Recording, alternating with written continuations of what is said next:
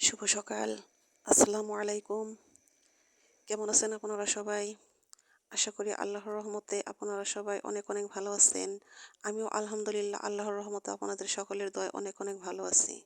তো দূর দূরান্ত যে যেখান থেকে আমার এই ভিডিও দেখছেন তাদের সবার প্রতি রইল আমার আন্তরিক ভালোবাসা ও শুভকামনা।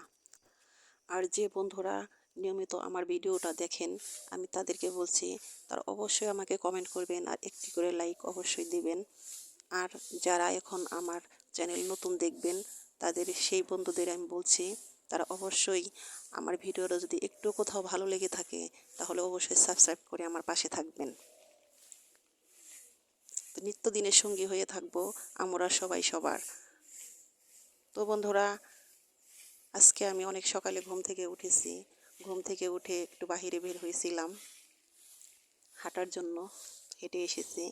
তারপরে সকালে উঠে সকাল সকাল কাজে লেগে পড়েছি, কারণ সকালের কাজ অনেক বরকতময়। তো আমি দুয়ারটা ঝাড়ু দিয়ে আমি এপাশে চলে এসেছি। তো এই পাশে দেখেন এই যে একটা টেবিল দেখা যাইতেছে, একটা পুরাতন টেবিল। এই টেবিলের উপরে আমি সবসময় আমার মুরগির খাবারগুলো রাখি। আর এদিকে এপাশে ছিল একটা বিশাল বড় আম গাছ, সেই আমার দাদা শ্বশুরের আমলের সেই আম গাছটা এসে আমি পেয়েছিলাম।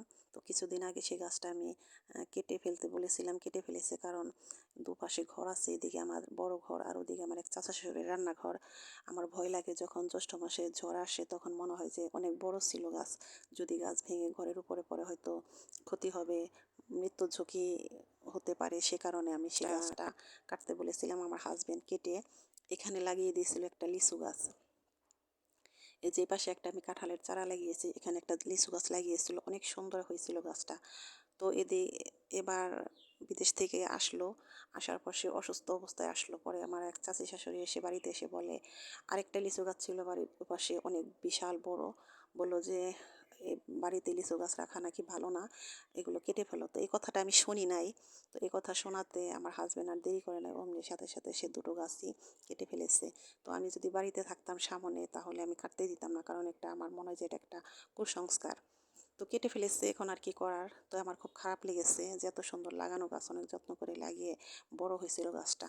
তো আমার এই টিউবওয়েলের পরে অনেক রোদ লাগে, যখন আম গাছ ছিল তখন ছায়া ছিল, ভালো লাগতো, কিন্তু এখন এত রোদ পড়ে, রোদের সময় এখানে আসা যায় না।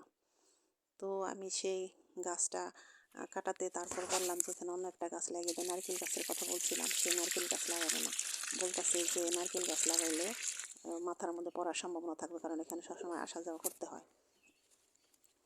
তো ওখানে লাগিয়ে দিয়েছি আমি একটা ছোট্ট একটা কাঁঠালের চারা। তো ইনশাল্লাহ বড় হয়ে যাবে আগামীতে। তো এই যে আমার নতুন করে শুরু হলো কাজ, রুটিন, এটা চলবে একদম সেই আবার সেই বর্ষার আগ পর্যন্ত পানি দেওয়া গাছের গুঁড়ে।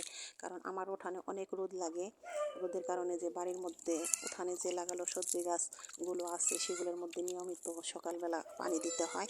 পানি না দিলে মাটি একবারে খড়খড়ে হয়ে যায়। তো সেই কাজটি এখন চালু করলাম, কারণ কয়েকদিন ধরে ভীষণ রোদ যাইতেছে। যখন বৃষ্টি ছিল তখন এই লাউ গাছ কত কষ্ট করে উঠিয়েছিলাম, যখন বৃষ্টি আসতো কাগজ দিয়ে ঢাকতাম, আবার বৃষ্টি গেলে খুলে দিতাম। তো এখন আর সেটা করতে হবে না, এখন পানি দিতে হবে ঠিক মতো। ঘরের ভিতরে সামনে যে যে গাছগুলো, এগুলোর মধ্যে এখন রোদ পড়বে, কারণ দক্ষিণ বিটায় ঘর আমার, এই ঘরে অনেক রোদ লাগে, এখানেও পানি দিতে হবে নিয়ম করে। তো আমার খুব ভালো লাগে গাছে পানি দিতে, সকালবেলা গাছের যত্ন করতে খুব ভালো লাগে। গাছের যত্ন না নিলে নিজেরও ভালো লাগে না।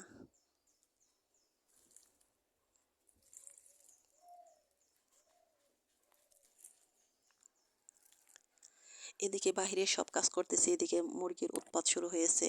তো এখন তো সামনে আসবে শীত, এখনও শীত আসেনি, কিন্তু শীতের আগমন বার্তা একটু একটু পাওয়া যাইতেছে। কারণ আজকে বাহিরে বের হয়েছিলাম যখন, সকালে দেখলাম যে রাস্তার দুপাশে অনেক কুয়াশা কুয়াশা পড়েছে। তো মুরগিগুলো অনেক উৎপাত শুরু করেছে, কারণ আহ, কারণ মুরগিগুলো অনেক দুষ্ট।